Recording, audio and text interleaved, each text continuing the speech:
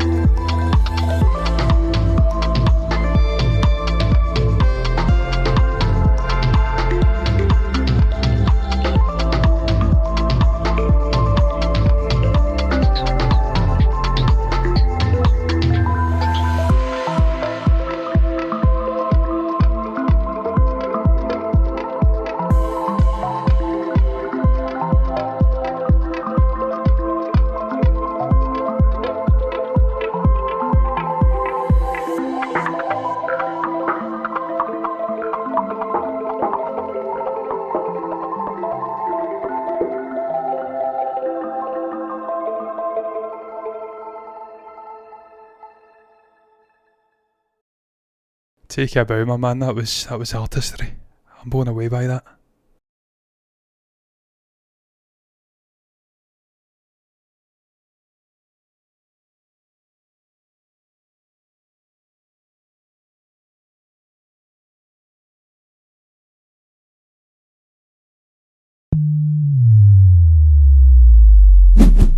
This is going to be a shambles of a show. I'm putting it out there right now.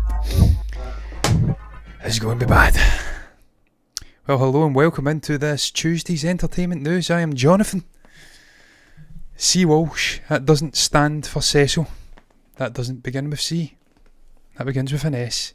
I did say it was going to be a disaster of a show, and I've started off with a bang. I'm here to discuss entertainment news, but realistically I'm here to discuss movie news, because there is no entertainment news. I was looking for music news, and everything is about Taylor Swift. I'm not a big enough fan of Taylor Swift to do any news about Taylor Swift justice. There's no video game news. There's nothing else in the world of entertainment piquing my interest, so I'm just defaulting right back to movie news. And I've sat myself a little bit further back tonight than I did the last time I did a solo stream, which was I think 2 weeks back. It was too fucking close. No one needs to see that. I didn't need to see it when I watched it back. I didn't watch the full thing. I can't listen to myself for more than 2 minutes. And I understand why other people don't listen to me either. But that's neither here nor there. If you've clicked on the headline on YouTube, God bless you. You've clicked on a thumbnail with a cartoon fucking dog. I commend you. Just judging on the numbers on the right hand side here, not many people have done that. And that shouldn't be a surprise to anybody. But yeah, Gunn wants Chris Pratt to play Krypto. Who's Krypto, I hear you ask? Well, he's a super dog. I believe he may be a human-born dog who has been bestowed with the powers of Krypton thanks to his close connection with one Kal-El. I always want to say Kal-El. Kal-El. I don't know. Like Superman, Clark Kent. And yeah, he's going to be in this movie. It's been confirmed that James Gunn has been doing a lot of speaking about this movie. A lot of discussions about who may or may not be in this movie in terms of cast members from previous projects, and I'll get into that in a moment. I'm essentially using a cartoon dog as a conduit for a more broader discussion of the potential cast for Superman Legacy, a movie I am momentously excited for, I have to tell you. Really looking forward to seeing a proper Superman movie again for the first time in nigh on a decade since Man of Steel, a movie that I fucking loved a whole lot, and I'm still bitter that Henry's not got to portray that character more than he did. But look, that's neither here nor there, that's in the past. ashes to ashes, dust to dust. Henry's not dead, but the sort of connection with Superman most certainly is. We're moving on to a new dawn, a new day, a new life for me, and I'm feeling good. Superman Legacy. Super excited for this movie, man. Just going to keep saying super. And yeah, Chris Pratt, I think they were doing a press junket. And yeah, I think it may have been for Guardians of the Galaxy Volume 3. And I think Chris Pratt was on the tour with James Gunn. And they were having a bit of back and forth. And yeah, I'm going to move down to the bit that's pertinent here. And as you can see here, probably do this one here. Yeah, I'll go from here. In fact, some of them have stated they would be delighted. This is the cast of Guardians of the Galaxy, incidentally, who have expressed interest in, by all accounts, James Gunn. As we're going to see here, potentially another... No, not that one. He's pretty much confirmed on social media that there will be at least one, obviously, cast member coming over from Guardians of the Galaxy. Potentially not Guardians of the Galaxy Volume 3, but the actual series as a whole, the trilogy. So we could get Michael Rooker coming in, Yondu himself coming in and portraying a character. I'll click on that article that I was on a moment ago, speculating about potential characters we could see being the roles filled by Guardians of the Galaxy members. But as you can see, yeah, Guardians of the Galaxy, they have been out expressing interest without revealing which role they would play. Blah blah blah blah blah blah blah. I don't give a fuck about any of this. Get to the meat and bones of what I'm discussing, the actual headline of the fucking show. Toronto Sun, an interview. The director, James Gunn, that's his name, give him it, revealed that he knows exactly what character he wants Pratt to play in Superman Legacy, and it's completely unexpected. I was hoping I could cast you as Krypto, the Superdog. You could do motion capture on set and walk around on your hands and knees, but you can't talk. Obviously, it's clear there's a lot of sort of tongue-in-cheek here. I don't think Chris Pratt would ever be expected to be on his hands and knees, done up in sort of motion capture, suits and you know, the stuff they put on their head, the sort of little face thing that captures the emotion. I don't know how you would make that work with a dog. I don't think he's ever going to do that. And Chris, much like myself, doesn't strike me as a person who can keep their mouth shut for more than maybe a minute. I'm certainly one of those people, even when I sit in a room on my lonesome or in a car on my lonesome, I simply can't shut the fuck up. I like the sound of my own voice. My tongue is probably the most exercised muscle in my entire body. Chris Pratt strikes me as one of those people. He's very much like myself in that he loves to speak. I don't think he'd be doing this, but I tell you what, man, he is just hot off the heels of portraying Mario in the Super Mario movie. He has got a very distinctive voice, and much like great voice actors in general before him who have tried their hand at that side of the industry, Robin Williams, people like that, Mark Hamill, who I'll be speaking about shortly, he has that presence, that charisma, that ability to imbue an animated, a CGI character with life, with personality. I would love to see him coming in and portraying Krypto the dog. I'd love to see him getting any role in general in this movie, keeping that connection up with James Gunn. All of the great directors over the years have had a relationship with a sort of core group of actors. You think of Christopher Nolan, you think of Leonardo DiCaprio, you think of Cillian Murphy. I'm blanking on names off the top of my head now. I've kind of dug myself a hole. Tarantino, Samuel L. Jackson, Leonardo DiCaprio, Christoph Waltz. You see what I'm saying here? They have their core group of actors who they like to work with. Obviously, you've got the Frat Pack, the Adam Sandler stuff. They like to work with the same individuals. They develop a relationship. They have trust in these actors. I want to see that happening with James Gunn. Not just for the keeping in with familiar faces, Zoe Saldana, Michael Rooker, Chris Pratt, Bradley Cooper, Vin Diesel, guys like that. Obviously his brother as well, who's a huge personality in all of his movies. But just to sort of bridge that gap between Marvel and DC, I want to see more Marvel actors, more Marvel talent, switching back and forth between DC, Warner Brothers. I don't think that's going to happen, because I think Disney would get their panties in a twist and probably block it. But I personally want to see more great talent jumping over this divide and making both sort of brands truly special and great. I hate monopolising things. I don't like it when one studio has ultimate power over talent, be it acting talent or directing talent. I was going to discuss Scarlett Johansson's legal stuff. I stayed away from it. She's been out speaking about taking Disney to court over that lawsuit regarding the pay around Black Widow, I should say. That's what happens when you have them monopolising. They feel like they own a great actor. They start underpaying them. They treat them like shit. It's something you see in the video game industry as well. When one developer has a stronghold on an IP, on something, the actual quality, the calibre of what they're creating is lessened.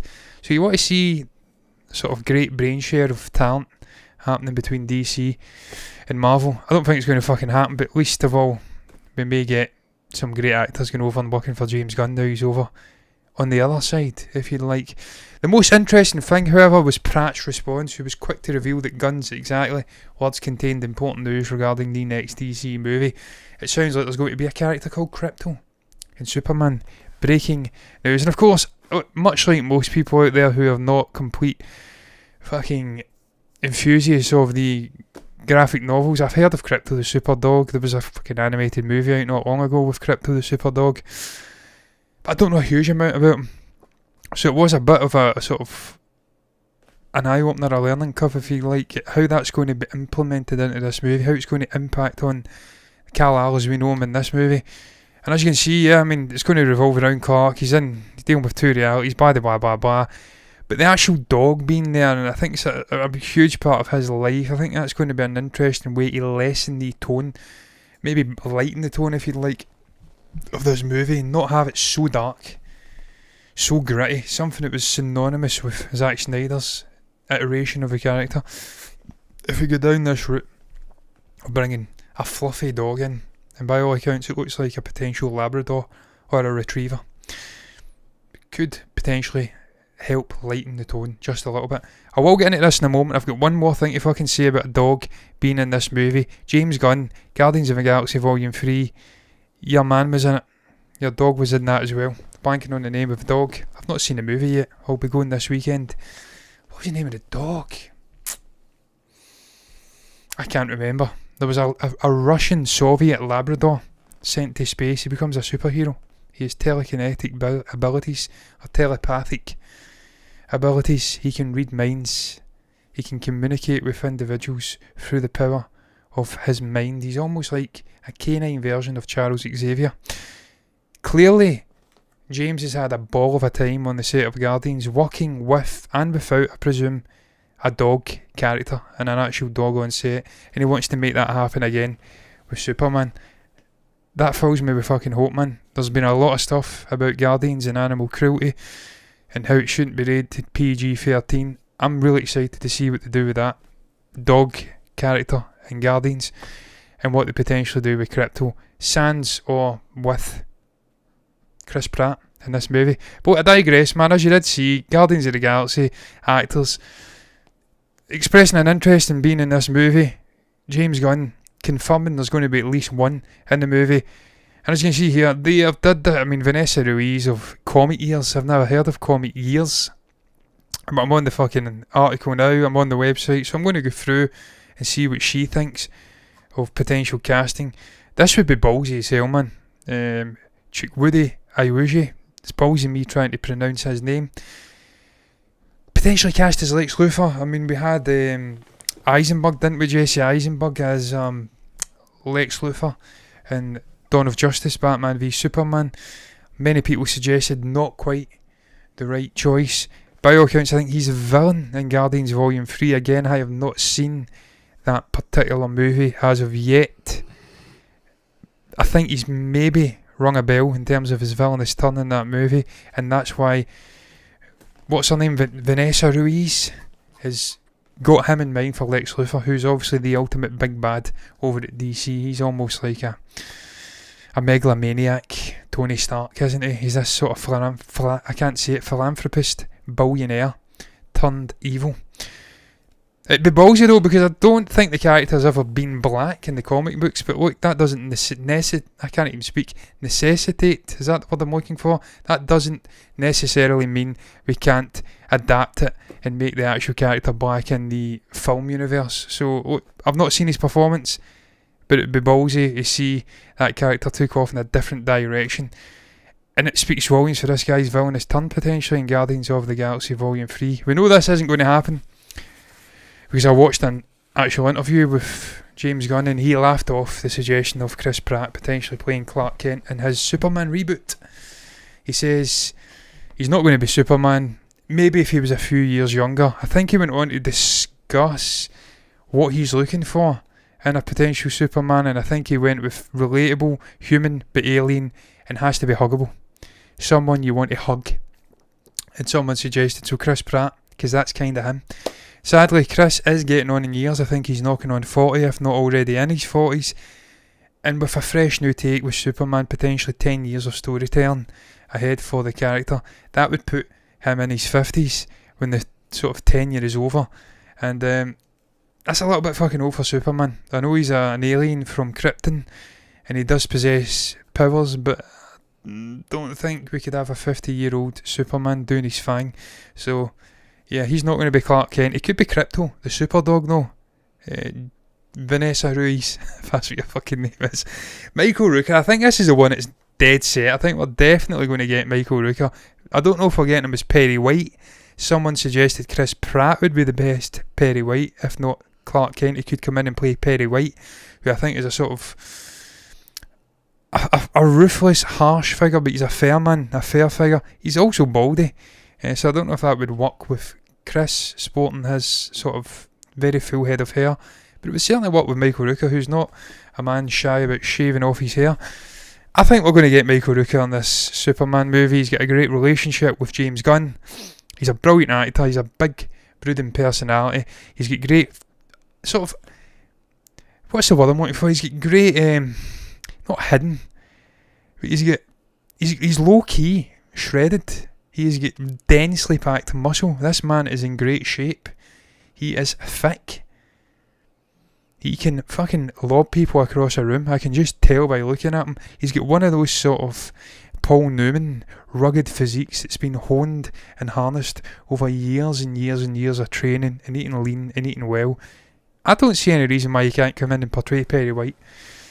He looks like he could do it just off the visuals alone. And as I say, his great relationship with James Gunn, worked in a number of the man's projects. I'd love to see Michael Rooker in a DC movie. Loved him in Walking Dead. I've loved him in just about every movie he's been in. And he's a fucking great guy off the camera as well. This would be an interesting one, going for the sort of ginger minger, as I like to say. That's harsh, but I've got ginger in my beard, I can say it. Sort of root for Lois Lane again. Obviously we did do that. I think it was Amy Adams. Was it Amy Adams? Or was it Bryce Dallas Howard? I think it was Amy Adams.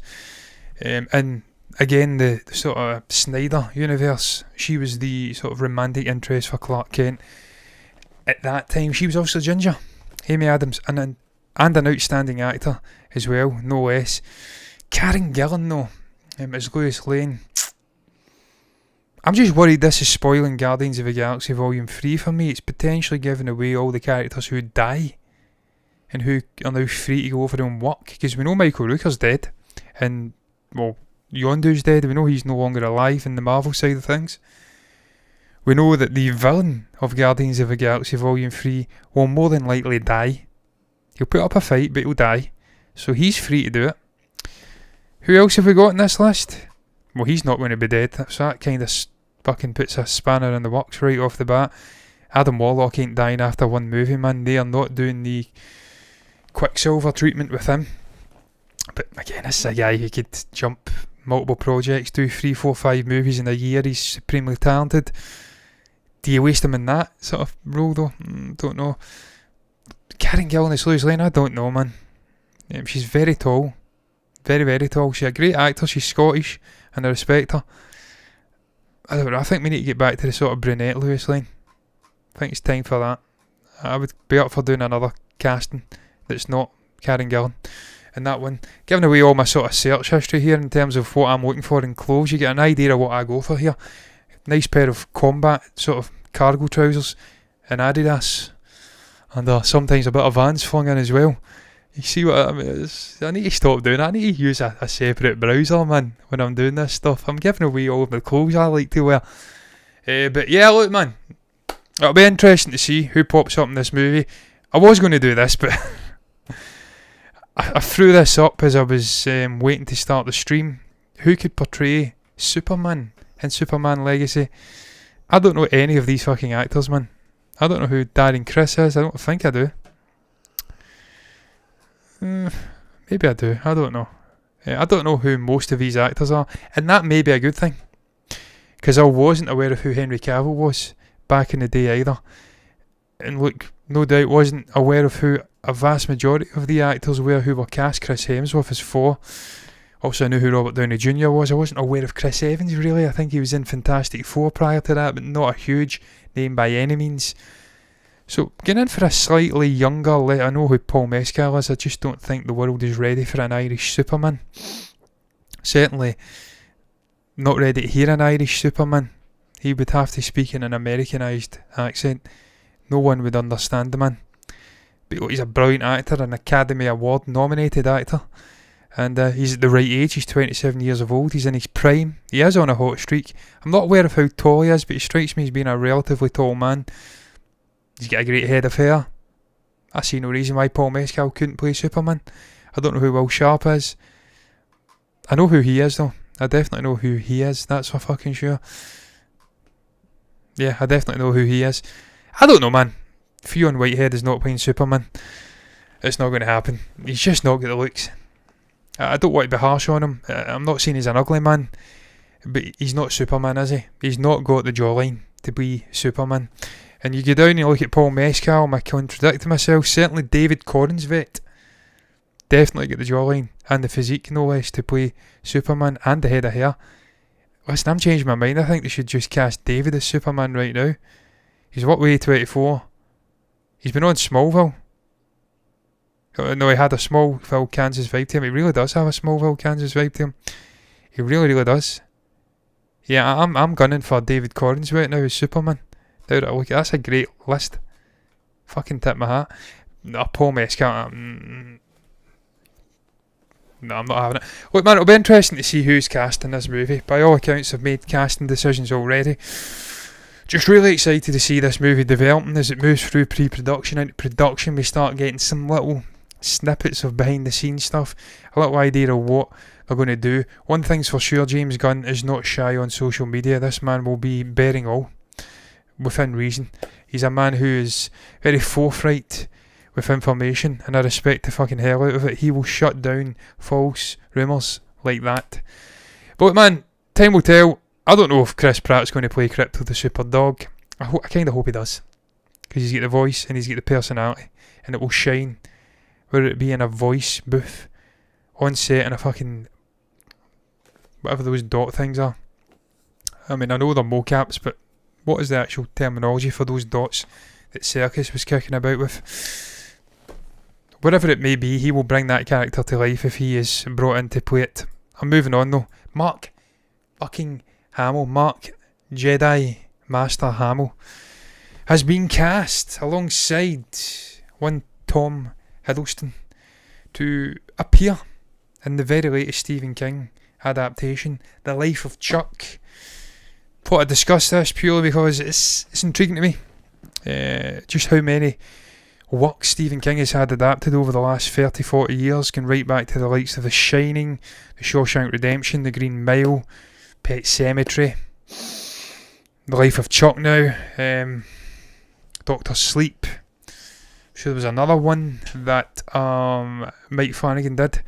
This man is gold when it comes to novels, and he is gold when it comes to penning novels that are just perfect to be adapted in one way or another to a different medium, be it visual medium, obviously, TV, movies. I'm sure he could do a sort of fucking voice acted The Archers type thing with Stephen King as well. It could be on radio. The man just knows how to write compelling stories.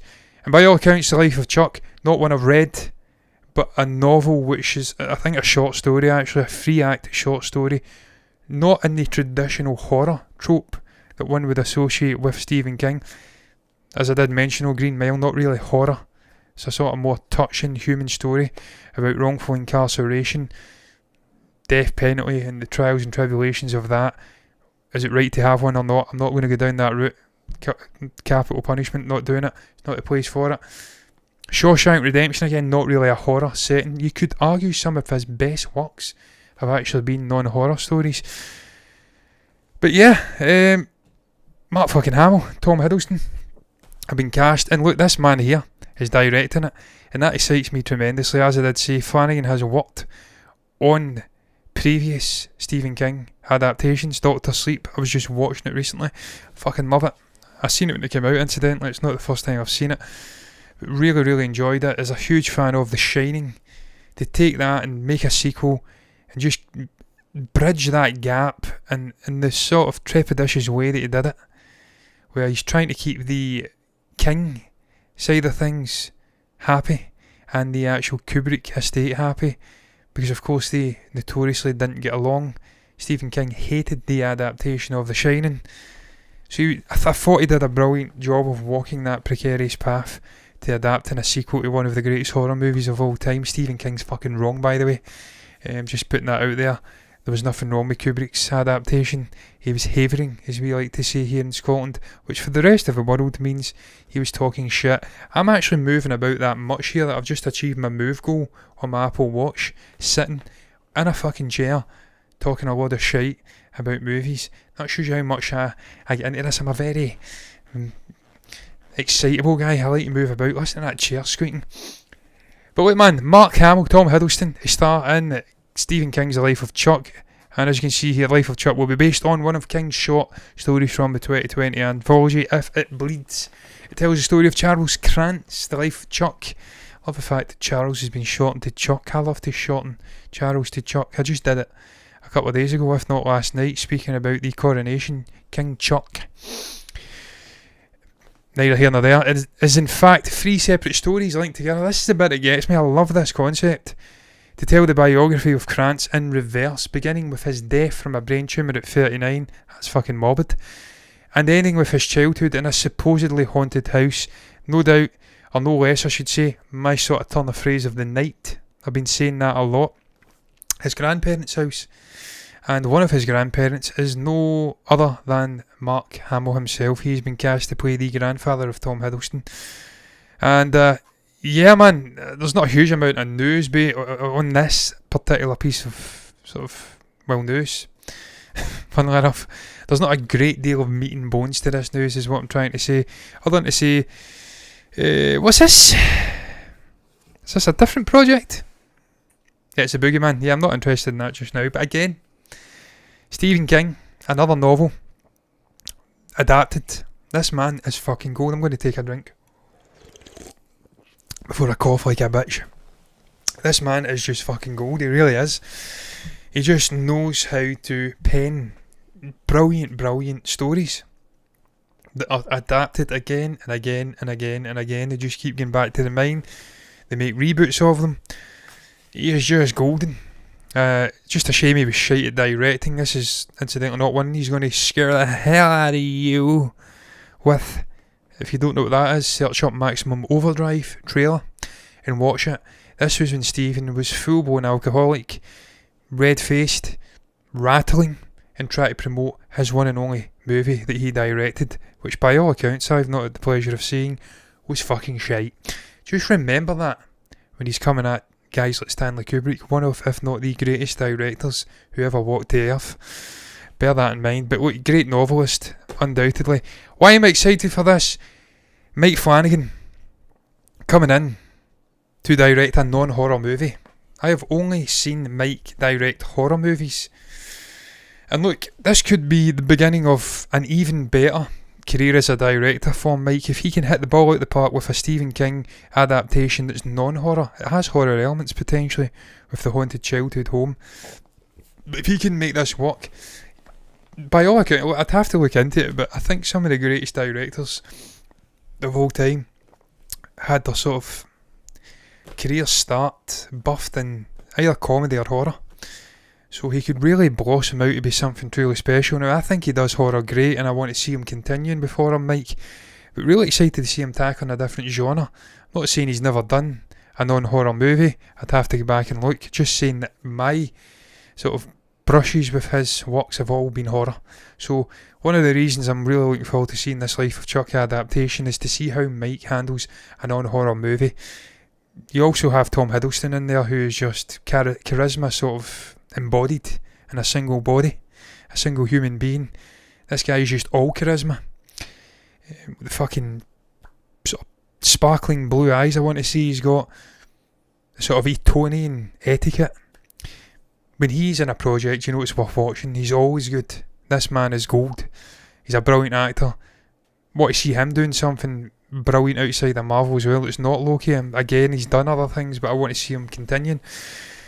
But the main reason I'm looking forward to this is this man here. I want to see this guy getting his teeth into a great role, working alongside a brilliant talent like this and under a brilliant directorial talent like Mike Flanagan. I want to see Mark Hamill in his 60s having a renaissance akin to fucking Keanu Reeves or Matthew McConaughey. This guy is an unsung hero of an actor. He hit the ball out the park as Luke Hamill. His Luke Skywalker. His Luke Hamill Skywalker. Oh, I nearly went down the rabbit hole there. I've been there before, where you start mixing things up and you can't get out it. Oh, take a step back. As Luke Skywalker. It's not a good place to be on your own if you start doing that. Fucking hell. One of the greatest characters ever adapted and put to, or not adapted, but put to cinema. One of the greatest heroic characters, Luke Skywalker. He's synonymous with that. He's almost been, what's the terminology for it? Is it type? Oh God, I can't remember.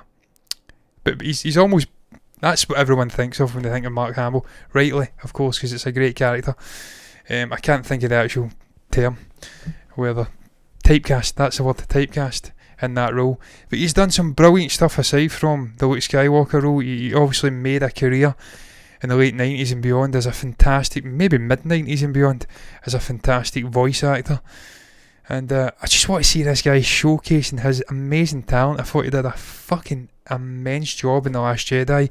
Like, love, hate, despise that movie. You cannot come at Mark Hamill. His performance as Luke in that movie was unbelievable. And I've not really seen any roles with him since then, to be honest with you. I think he may have been in another movie. I remember speaking about something, and there was rumours of him appearing in Guardians, I think, because he is close neighbours with James Gunn. But really, really looking forward to seeing Mark Hamill playing a grandfather figure to Tom Hiddleston in a movie that's reverse engineering someone's life with Mike Flanagan at the helm. Fucking really, really excited to see that movie, and I thought I'd discuss it and fling it in there because why the fuck not? I'm moving on to the next topic though, and I dabbled with whether I would put this in, and I put a question mark there because realistically I don't think there is any new details being revealed about this movie. I mean, Kathleen Kennedy has been out speaking about the movie, but is it new information? I feel like I heard this before. I feel like this is old information. Phoebe Buffet said, this is brand new information. This is fucking old information, I feel. I mean, I put it in there because it's a further topic, and I could go off and rant about Star Wars again. But, I mean, I do agree with Kennedy here when she says they have to eventize Star Wars again. They really do. And I agree with what she says about movies. 3, 4, 5 year increments. Sort of breaks between movies. That's what fits for Star Wars. That's the template that works in terms of movies. Star Wars movies. Star Wars is not Marvel. It can't release 2 movies or a movie a year. It doesn't have the legs. It doesn't have the source material to mine from to make that work. It's a different IP from Marvel. It's reverse engineer. It's not reverse. It's just engineering a story out of a trilogy 40 years old now, 30 years old. You have to let it marinate. You have to let intelligent people get in a room together and write some compelling stuff, and then you can expand it out and do something special that may necessitate multiple releases every year or every other year, like Marvel are doing. But for now, that doesn't exist. 3, 4, 5 years. I think I do agree with Kennedy on that one, which is a first, potentially, ever, that I agree with Kathleen Kennedy on something. Well, I mean, I agreed with her decision to greenlight Andor. One of the best Star Wars projects I've ever seen. And there is some things she got right, to be fair. She didn't get everything wrong. Just she got a lot wrong. And I fundamentally disagree with the way she sort of spearheaded as the executive, as the actual producer and the president of Kathleen, the president of Kathleen Kennedy. Fucking hell. The president of Lucasfilm. The way she spearheaded the sequel trilogy. But I digress, she's been out and she says this. I don't know if this is new information or not about this Rey follow-up movie. What we're exploring is the evolution of a Jedi. I feel like this is old news. I really do. We're moving 15 years after the Rise of Skywalker. I know this. I know about the evolution of a Jedi. The First Order has fallen. Of course it has. The Jedi are in chaos. What Jedi? There is only fucking one that we're aware of. Unless Grogu's still alive. And Lord knows he could be. There's even a piss-stained Grogu that's went full circle on a Ouroboros, I think you call it. He was pissing himself at the start of his journey, and he's pissing himself at the end. Diapers all round for Grogu. Ding Grogu. There's even a question of how many exist anymore. Well, one that I'm aware of. A little broom boy, he's a Jedi, isn't he? Are we going to go there, Kathleen? Are we really? You just know they're going to put broom boy in this fucking Jedi Academy, don't you? Fuck me. He'll make a Jedi out of a broom handle. Fucking hell, Ryan. What happened to you, mate? And Rey's building the new Jedi Order based on the text she was given and that Luke imparted on her. Is this new information? I feel like it isn't new information. Do I really care about this movie? Is there a need for this movie? Must we continue on mining this Skywalker saga era? It's 15 years after, but it's a continuation of the Skywalker saga. Do we need it? I don't feel we do. I feel we have to go off and explore a new timeline, a new story, new characters, leave it in the past. As Kyle says, kill the past if you have to. We need to kill it and move on. I've not really got a huge amount of interest in another Jedi Order and another fucking Sith popping up. I don't know, man. I'm moving on. I don't even know why I put it in here. It's not new. I don't really care. Final topic. Again, this is going to be a slight rant. I've got nothing against Jenna Ortega. Brilliant young actor. Quite charismatic. That's another word I've been using a lot tonight. But I seen her on Hot Ones and she was brilliant. Just fucking breeze through it. Neither up nor down. Very eloquent for her age. I think she's quite young. I think she's about 21, 22, 20. Something like that. And yeah, by all accounts, really good as Wednesday Addams. I never seen it. Because again, I'm a huge fan of the Addams family growing up. Watched the stuff, watched the movies. Had the video game on the Amiga. I'm showing my age here. I was very young though, to be fair. I was like 4. But I do remember it. I've got a great memory. I wasn't 4, I was probably 5 or 6. A little bit older. Mid-90s. Again, I'm showing my age. I'm an old bastard. Huge fan of Addams Family, but for whatever reason, never really watched it. And I don't think I'm going to watch it. I'm fucking sick of Hollywood constantly rebooting things, constantly having a dearth of inspiration, constantly going back to ready-made franchises and just continuing them and ripping the piss out of it until it's bleeding profusely. They've done it again and again and again. The Predator, Aliens, Halloween, Scream. I think Scream's doing alright, to be fair, but fucking Scream, it's still going. No wonder fucking, what's she called? Fucking left. Main actor. Forget what her name is. She left. I was just reading an article about it 25-30 minutes ago. Why must they keep rebooting the same old shit again and again and again? What has happened to the originality? What has happened to making brilliant new concepts and stories and projecting it to the fucking masses. Maybe someone like Scorsese's got a point when he says that cinema's fucking dead. I don't know. Maybe he's got a point, man, because when you see shit like this, Beetlejuice 2. What the fuck? Beetlejuice 2? Why? Why, man? Why can't we just have a standalone movie that's great and leave it at that? And the reason I spoke about this is because there was 2 other fucking things came up. They're making a sequel to Man of War. And I think Aaron Taylor Johnson's going to be in it, playing the son of Nick Cage. Nick Cage's character. Why are you making a sequel to that? I don't fucking know. And there was the interest in making a sequel to The Fifth Element that gets shelved. Thank fuck. It gets shelved. A sequel to The Fifth Element, man. You've got Jean-Baptiste Emmanuel Zorg, Gary Oldman in that movie. You've got Bruce Willis in his prime in that movie.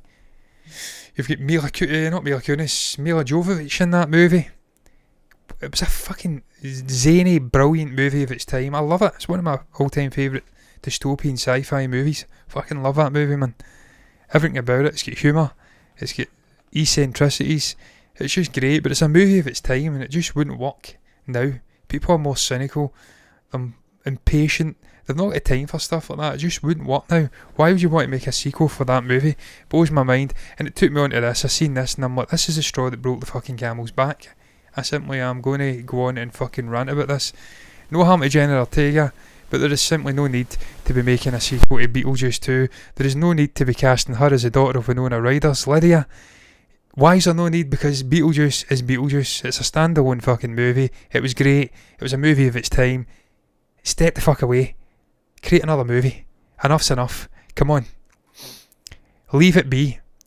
It ended with him having a shrunken head in a fucking eternal waiting room, and that's the way it should always be. No more. Michael Keaton ain't coming back and playing that character. It is not fucking happening. Surely that's not happening, man. And I don't give a fuck who they get in to direct it. It just simply shouldn't be happening. Warner Brothers, get your shit together, man. Please. Don't do it. Winona was great, by the way, back then, man. Just how good looking was that woman? It was actually, I mean, I'm slightly concerned I'm saying how good looking was she, and she was like 15 there. It's slightly concerning, you know.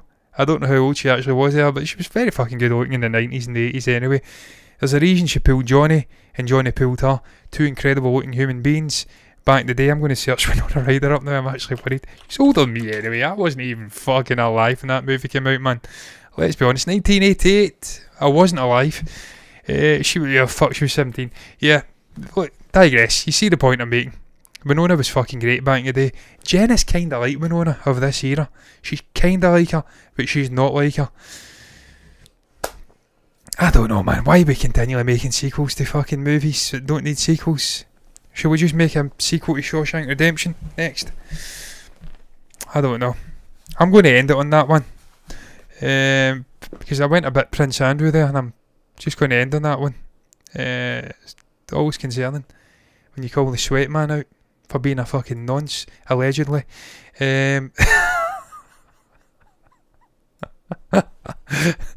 Oh, I'm just going to end on that note. I'm going to get a chap at the door. The grey suits are going to come for me. That's the British equivalent of the Men in Black. They control things at Buckingham Palace. Not King Chuck. Not the fake Queen, Camilla. It's the men in grey. And they are going to be here for my slander of the royal family. Look, I'm going to end on that note. What's your thoughts on James Gunn wanting to cast Chris Pratt as Krypto the super dog? Have you heard of Krypto the super dog? Share your thoughts down below about Krypto the super dog. Have you watched that DC Super Pets, I think it was, movie? Was that good? That was animated. Who played Krypto in that one? I feel like I should know that. I feel like I'm going to search it up right now. Actually, you know that? What was it? Super Pets? DC Super Pets? What was it? Super Pets? League of Super Pets. Black Adam. Was it Dwayne Johnson? Did he play Krypto? No. Anyway, I digress. Did you watch that? What's your thoughts on Chris Pratt? Do you want to see him in a DC movie with James Gunn? Do you want to see him in Superman fucking Legacy? More or less. Do you want to see other Guardians? I mean, it's going to happen anyway. It doesn't matter whether you want to see Guardians of the Galaxy actors appearing in Superman Legacy, potentially with Chris Pratt. Do you think Michael Rooker, do you agree with me that he will be the most likely to pop up as a role? Perry fucking White or something, I think they suggested he could be playing. Shout your thoughts down below about that. Should your man Karen's vet or whatever the fuck his name is play Superman? I think he just, I mean, the guy has got it down. He's got shoulders for miles. He's got incredible he's got an incredible jawline hewn out of granite. He's got incredible hair. The hairline's perfect. He's like a younger Henry Cavill. I feel like he should be playing Superman. Who do you want to see playing it? Share your thoughts down below about that. If you get anything to say, what's your thoughts on Mark Hamill, Tom Hiddleston, Mike Flanagan teaming up to adapt Stephen King's The Life of Chuck? Share your thoughts about that down below. Star Wars race sequel, do you give a fuck about it? Jenna Ortega getting cast as the daughter of Lydia. Beetlejuice 2, what is up with Hollywood? Do you agree with me there is a dearth of imagination? What the fuck has happened to all of the brilliant minds who were producing amazing movies back in the day? Will we ever have another Jaws? Meg 2's come out. Why? That's another sequel. Meg fucking 2. Did you watch the end of the Meg? Stephen fucking torpedoed that shark. That shark bit the dust. Another one bites dust. Dun. Well, there's another one back now, and it's coming for Jason again. It's got a fucking absolute Ralph Boner for Baldies, and Jason is front and centre, man. He is taking it tight off of that shark again. I am not going to be there to watch that one. I actually didn't mind the Meg. I actually thought it was a pretty decent shark movie. You know what I'm saying, though? Will we have a Jaws again? What happened to the originality? Share your thoughts down below in the comment section if you get anything to say at all. That's the place to put it down below there. Like the video if you've enjoyed it. Subscribe to the channel. Hit the bell icon to get notifications straight to your eyeballs for future live shows like this. There won't be another one until Friday. Stephen will be on his lonesome. I'm just assuming Stephen's doing a show on Friday. He does a little half-hour gig on his lunch break. Stick around, man. You want to see that? You want to see us back Monday, Tuesday again. Same thing over on Twitch. Follow button, notifications button over there for the exact same fucking content. We really do need to start doing something different for Twitch. A little bit more. Let the hair down. I would if I had any, but I've not got any hair. But let the sort of metaphorical hair down for Twitch. Warts and all, just bear it. Do the same thing over there. All that's left to be said is thank you for fucking watching, and until the next time, I am done. Bye bye.